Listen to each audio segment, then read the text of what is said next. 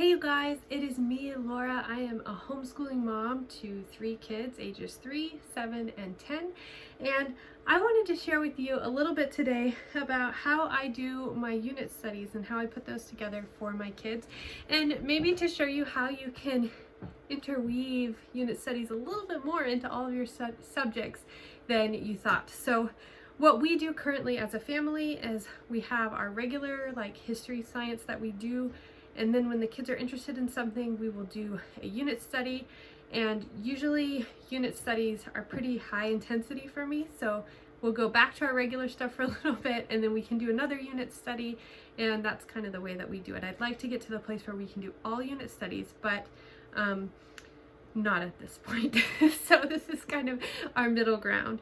So when we have a unit study, we have a topic. So in this case, I'm using our space unit study to kind of show you what we do, because one of my kids came to me, can we learn about space? I really want to do space for school. And my other son said, yes, let's do space. We want to do space. And then when the Mars rover landed and we watched that sold them. They're like, we have to do space. So I said, okay, we will learn about space for our homeschool. So at this time, I don't incorporate math into the unit study. I want to get to where I am incorporating math into our unit study, but math is difficult because it does kind of build on things and you don't want to be jumping all over the place. However, you can jump around with math a lot more than you think. So sometimes we will pause our regular math program and do a theme-based math. I've even had times where I've put together whole math baskets and themes for my child based on a math concept that they're struggling with, that we need to take more time with. We've done fraction baskets, we've done multiplication baskets, we've done all kinds of things. You can incorporate math, that's just not something that I'm doing at this time. But what I am doing is I have my children doing handwriting. So I get space themed mazes that you can just search for online. Sometimes I'll get space-themed handwriting pages and we'll take a break from our regular handwriting program. Just whatever I can find online to kind of incorporate that into what we're doing. They also will have activities where they're supposed to draw creative things. So for example, in my one child does an inventions book, and so he'll invent rocket ships or invent things that have to do with space, and then he draws those things. And the other, I'll just get how to draw a rocket, and he'll follow the instructions and do that, and that works just fine. I also will pull in whatever unit we're doing with our English.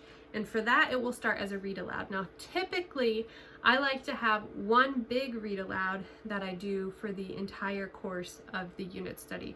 However, sometimes that's difficult to find, and I found that to be true in this case. That doesn't mean it's not out there, it just means I don't have millions of hours to preview every single book. So in this case, we are doing smaller books. We already did Who Was Neil Armstrong. We're going to be doing What is NASA, and we'll be doing Who Was Sally Ride. And there's also this book, Armstrong, The Adventurous Journey of a Mouse to the Moon, and this is like a chapter book but very highly illustrated. None of these have words. A lot of them have words like that. So we'll be doing this one as well. So what I do is I will take whatever book we're doing for our read aloud, and I will come up with activities to do. So I have a checklist that generally has, and I got this from Brave Writer, from their DART program. If you get any of their single issues for their grammar, they have a checklist that talks about parts of speech, it talks about punctuation and all those things, and it's kind of a checklist of these are the things that you need to cover with your child. So I use that checklist, and I really wish I had it with me, but I don't, and I'm so sorry, to keep track of what we're doing. For this particular week, we're going to be doing nouns. So I actually go through and I look and see when the first day that we're going to be doing copy work is, and I pick a passage that looks interesting that I think we've already read, and I turn it into a sheet like this. And so this one says, perhaps it might work with the big sling or some kind of catapult. Once again, he made a little drawing. Now, if there is an arrow, a program from Brave Writer, a book that we're using that it goes with, I'll use the stuff that they've made already. But if not, I'll make my own. So in this case, I made this. So we will highlight punctuation. Punctuation is stuff that we've already gone over, a basic overview. They know that commas are punctuation. They know that periods are punctuation, question marks. So they'll highlight all the punctuation marks in here, and then we'll talk about that. We'll say, well, why is there a question mark there instead of a period? Or if there's a comma, why is there a comma in that place? Why are there quotes around this? And we'll just talk about that. And if I don't know the answer, I can look it up. It's a great opportunity to learn together. I don't always know exactly why there's a comma there. I'm gonna be honest. So we look it up and we figure it out. And then I always have them circle capital letters, because one thing that we've been focusing on over the past few weeks is when to use capital letters. So they'll circle the capital letters. And then our specific focus for this week that I'm showing you of our material is going to be nouns. So I have them underline all the nouns. Now by the time that they've done this, we've already had, the day before, we'll have had a grammar lesson that introduces that new concept. So I try to do that in a theme that matches our unit. So in this case, we actually happen to have Grammar Galaxy Nebula on recording, which we don't use regularly, but they have a chapter on nouns, and since it's Grammar Galaxy and it is space themed and they love listening to those, we're going to listen to the mission on nouns as an introduction to nouns. And then the next day they will do this, where they just highlight and find all the stuff and we talk about what is in this. Then the next day we will do an activity about that part of speech. So right now with nouns, generally I'll try to find something that is very theme, like on theme. Space, in this case, it's not, and that's okay. This is just a vowel or a noun scavenger hunt. So they try to find a noun for every letter of the alphabet. We'll work on it together. It'll be fun, kind of reinforce what a noun is.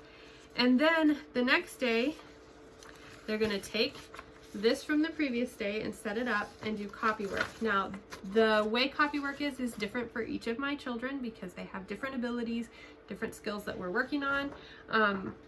For this child, they have to, it says copy the missing words onto this page, saying each letter sound as you write it, watch for capital letters, and check punctuation. So they will just copy from here to here, and then I'll go over it with them. The capitals and the punctuation will already be marked on here, so that makes it easier for them to see and not miss. And so they'll copy it over to here, and then in this case draw a picture of a mouse space catapult. That has to do with what we're reading. And the drawing is another way for them to continue to work on handwriting skills, fine motor skills, and it's just fun. So that's the way that I kind of use our theme for our language arts and make sure that all of that is being covered. I will also try to add themed elements to the spelling and reading programs that my children are doing. My 7-year-old is doing all about reading level 1, and my 10-year-old is doing all about spelling level 2 right now. And what I will do is the activities that we normally do, I will try to make them themed. So for example, one of the games that we'll play to practice reading words is bingo. So I found for free online these solar system bingo cards. So I print them off and laminate them, and then I can use permanent marker to write on. I just use the words that he's going to be going over. So these are the words that he's going to be working on this week. And if I have extra spaces to fill and not enough words, then I just put a ×2 on some of the harder words, and he knows that that's on the board somewhere else that he can find and mark off.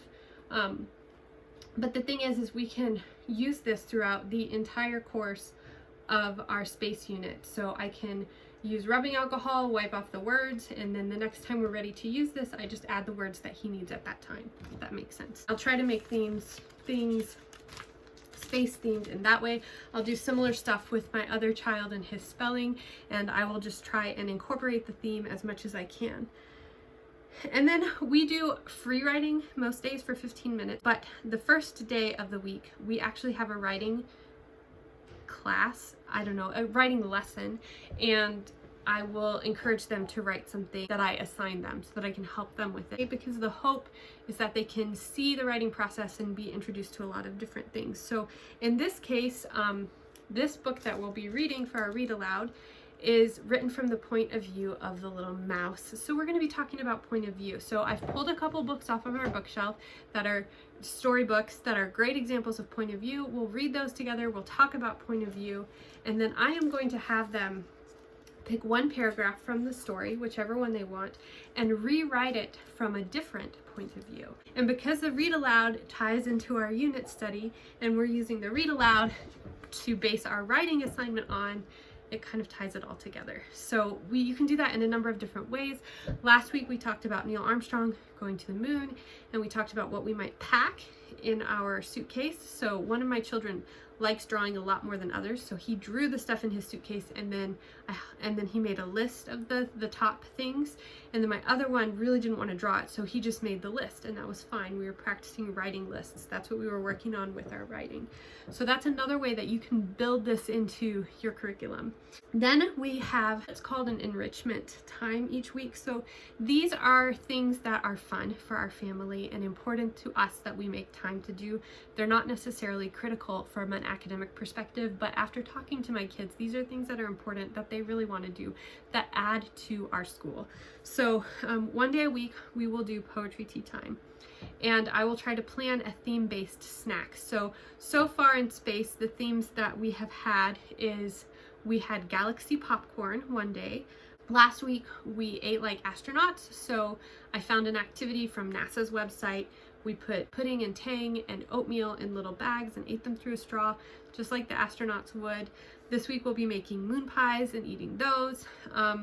So we try and do something that is themed for the snack, and as much as possible I'll get poetry books on that theme, although I also have other poetry books available as well. But that's another way to just bring the unit in all together, bring all the things together.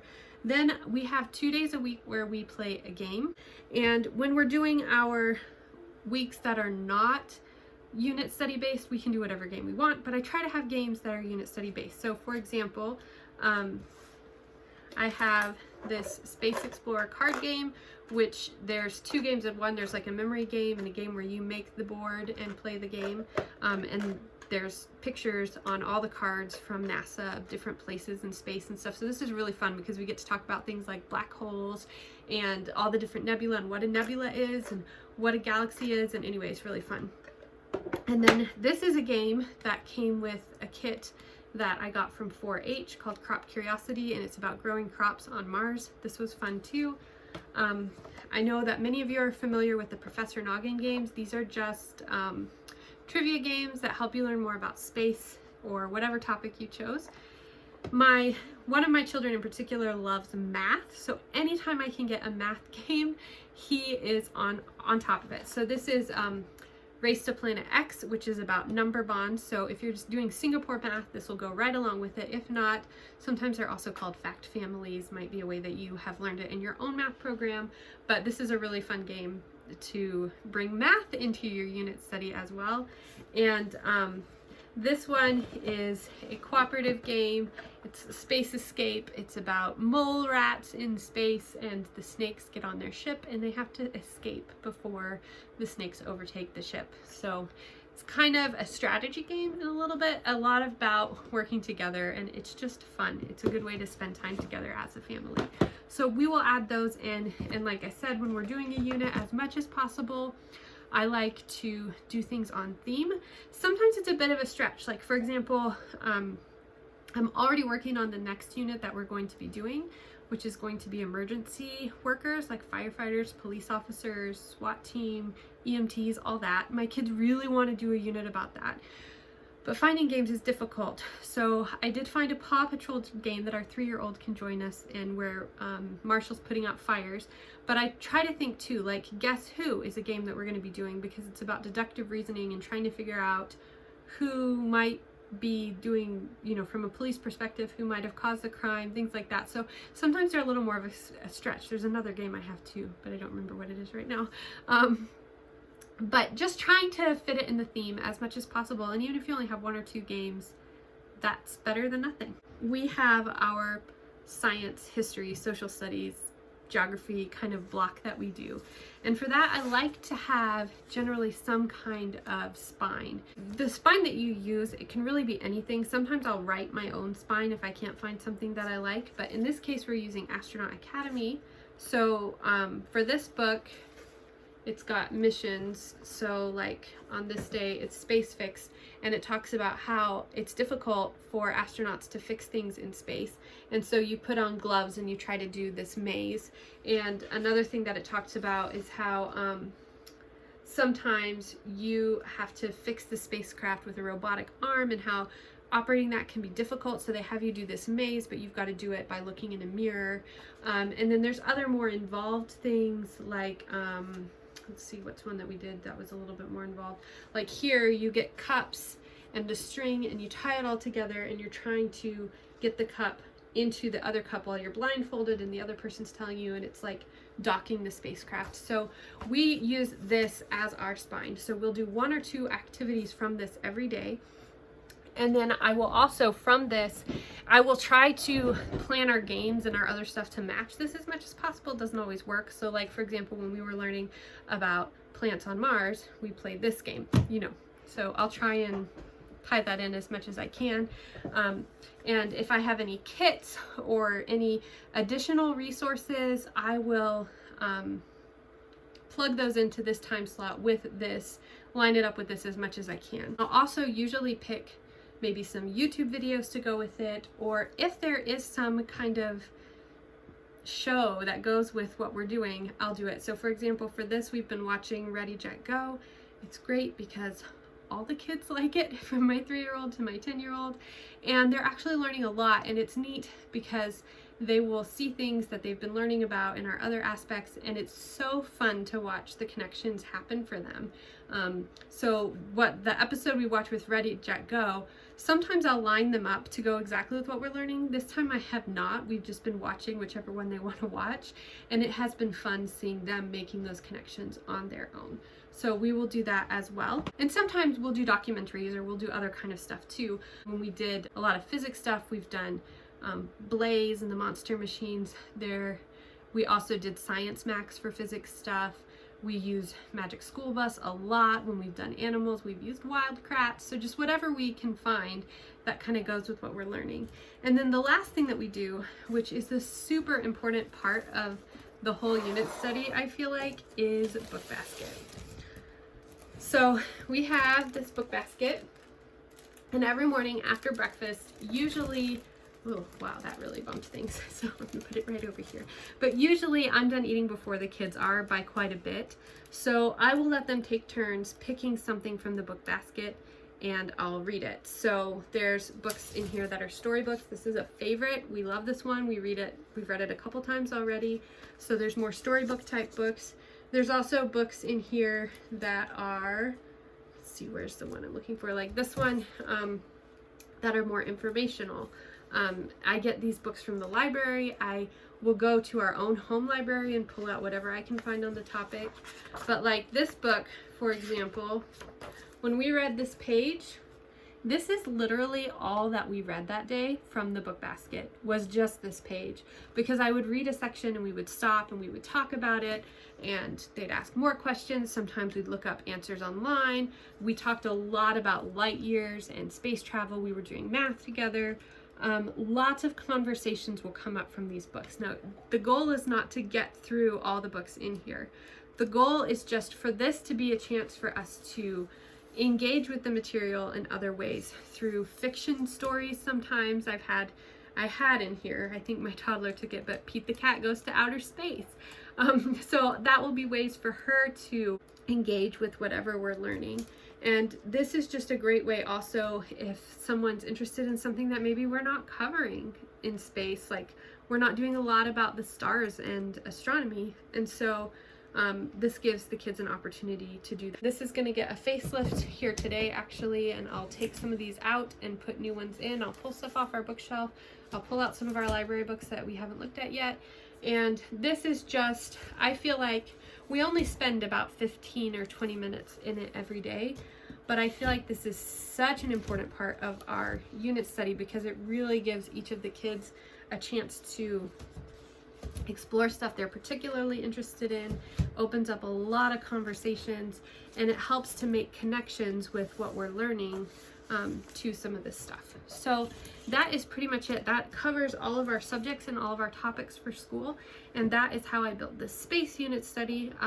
But these principles and ideas can be used with pretty much anything. If you'd like to see the process that I do to come up with all of this stuff and how I kind of organize it all as I'm going along. I'm happy to show you that sometime.